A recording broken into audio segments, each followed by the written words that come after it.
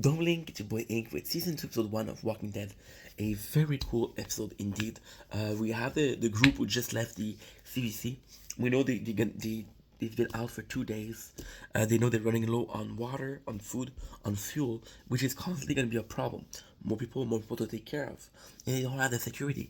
So it's kind of nice that the main focus of the first season was a zombie. And we're realizing, yo, we're in trouble, right? And those resources are a bigger problem because they were so close to Atlanta. They didn't need to worry about food because there was always gonna be food, right? They said that Rick wakes up after 28 days. There's a maximum of a month and a half. You think there's less than a month and a half worth of food in Atlanta? No. It's about this little thing about the problem we're seeing in the first season. How Shane is not over Lori. He still loves Lori. He's being a dick to Carl because deep down Carl is somebody he loves, and he wants to be. You understand that he's not the chosen one. She understand that Lori she prefer Rick, but Lori constantly give him like sign that no, I'm not over you, and that's wrong. Shane talk about desire of leaving, right? We get the first instance of a herd on the highway. Technically, the first instance of a herd is in the camp. We get the definition, we get the name from the herd in there. So I thought it was pretty cool because the earlier the concept is made, the more we can take advantage of the said concept. If you're introducing the concept of a herd too late, also it feels unrealistic. How have you been surviving for a couple of years? You never met a herd, and now everywhere you go there's herds, right? So it doesn't really make sense to leave it there. But then we introduced in the second season, and we're mentioning the first season. I thought it was pretty fucking cool. I dropped my spoon. Nice. And yeah, basically at the beginning of the episode. Now, if you want to look towards the episode, I don't think the highway stuff is impressive. I don't think it's super like passionate. But we do have a more cool moment between Glenn and Shane, where Shane finds water and Glenn. There's a cool moment. There's also like super chill stuff. If you wanna analyze, as a non-analyzer, I wouldn't care. If you wanna analyze, there's some really cool moments. For example, there's a lot of people that can very much survive. There's better survivor than others. Rick is one of them. Ricky sees the zombies and he decides to hide. He decides to hide and take care of people. Dill, again, he decides to see them, but he doesn't help anybody. He helps Andrea. That's one person of the group, right? We're getting Daryl was able to help T-Bone, and we're getting Shane was able to help Glenn.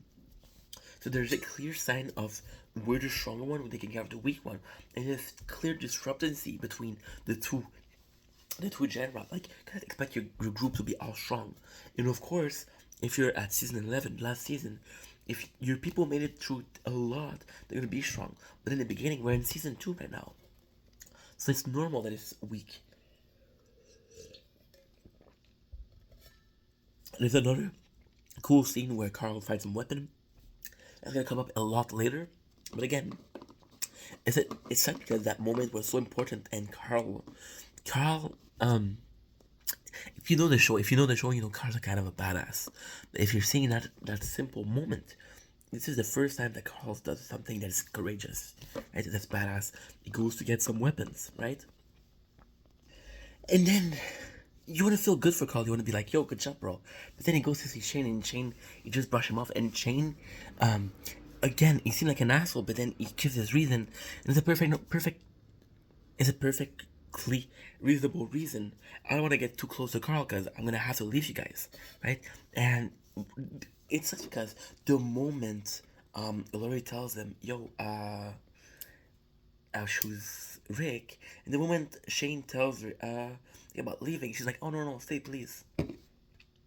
And ultimately she's being a good mom. Ultimately she's being part of it like a good group, and she's like, "Yo, that group needs everybody to stay, but to stay strong." So she's thinking about the good of the many, and it sucks. And there's this.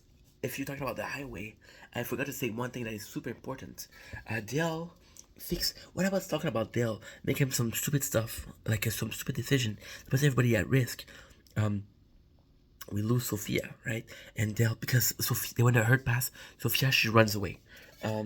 There's a lot of stuff in this episode, and that's why it's so fucking good. This episode was amazing, to be quite honest.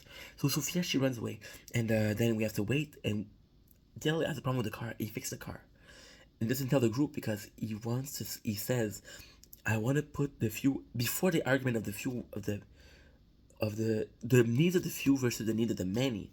We're gonna make sure that this argument doesn't come up too early on, right? And it's kind of cool because again, like this is something I do, and I understand what you're doing. It makes sense, but you're fucking putting the case of 10 people for one person we don't know who it is, and of course it's a child. Shout out to Rick because as soon as she's gone missing, he went after her. Shout out to Daryl because when I think about early Walking Dead, this is one of my favorite moments. Dale and Rick are together, and Dale is super, super, super. What should I call it?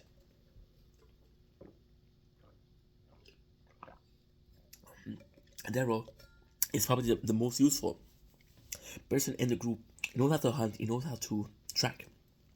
They're able to track. There's just moments where Daryl is slowly warming up to Rick. When Rick asks him something, he's doing it.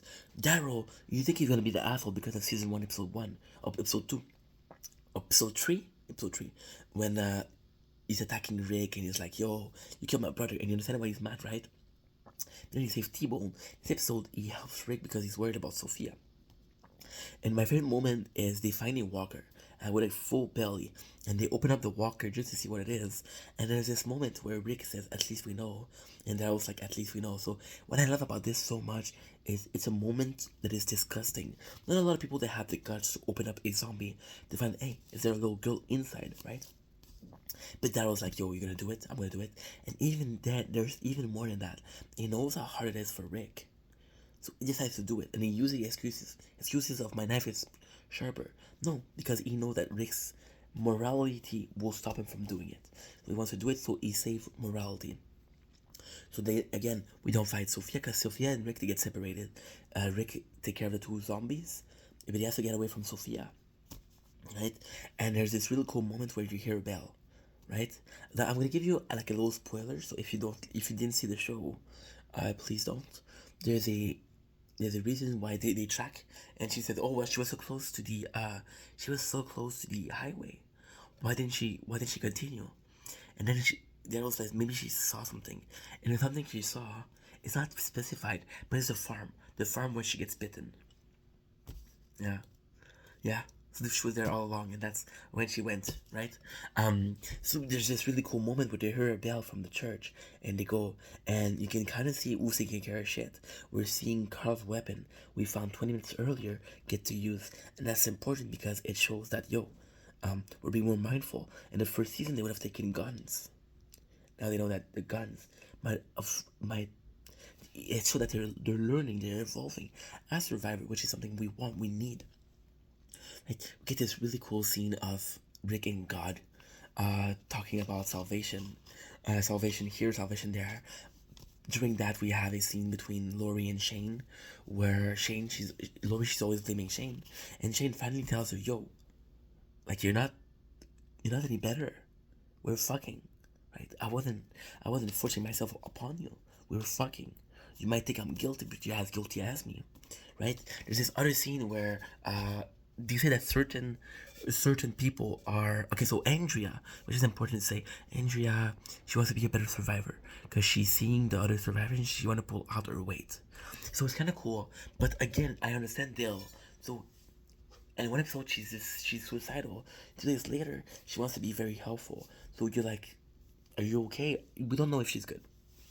She wants to help. She wants to help. But if she wants to help just to have a gun so she can do, then it's not worth it, right? So you have to take care of it. And Shane Rick, it's kind of like a tough subject because they take the weapon for themselves. Ultimately, you shouldn't leave weapon from everybody because you don't know who's gonna be crazy, who's gonna make a mistake and shoot you by mistake, right? But in another position, they were talking about this first season how a lot of people in the camp they died because they had nobody to protect them. So by taking a weapon from them, then let's say you have 3 people with a gun, right? Those 3 people, if one dies, there's 2. It's 2 dead. There's one is supposed to save 10 people. Doesn't make any sense, right? So there's this a little problem here, and the best moment is at the end when Rick talks to Jesus. He's like, "Give me a sign," and that sign comes in the shape of a deer that they meet later. They have a deer with antlers, so it's a super cool moment. And what I love about that is we have a moment between where Carl is supposed to see this beautiful thing, and a couple seconds before, Rick just said, "Yo, give me a sign," right? And yo, honestly, it's so cool because the sign could be that. There's a scene where Shane, which is again survivalist, he wants to shoot the deer because that's a lot of meat. That's amazing, but Rick is like, "Bro, let Carl see it." So that's a sign that Rick think, and all of it is salvation. And then when Carl gets close to it, the deer gets shot, and the bullet goes through the deer and it hit Carl, right? So it's like that one sign that Rick was waiting for was a negative sign. So imagine being Rick and being like, "Yo, I asked for one good sign and he gave me a bad sign. We're fucked. We're doomed," right? So that's a super powerful moment. And again, the fact that Carl is kind of dying, but again, if it that didn't happen, then the rest of the season wouldn't have happened. It's something that needed to happen, and maybe it's a sign. It's a negative sign in disguise, right?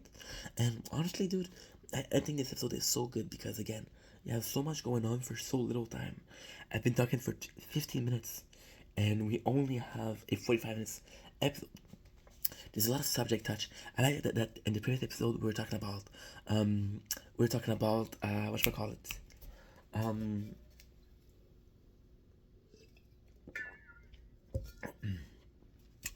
we're talking about like assistants to dying, choosing to live or to die. So we say that it's an apocalypse. Do I believe that we still believe in God or not? Do we choose to stop believing in God? Right? So that's something that's super important. I just love the character that is super religious has come.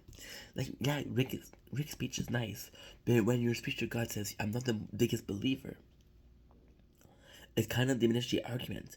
I'm not saying that you should believe to actually talk to God, but I'm saying that if you're coming from a place where you're really believing God and you're asking, "Why have you doomed us?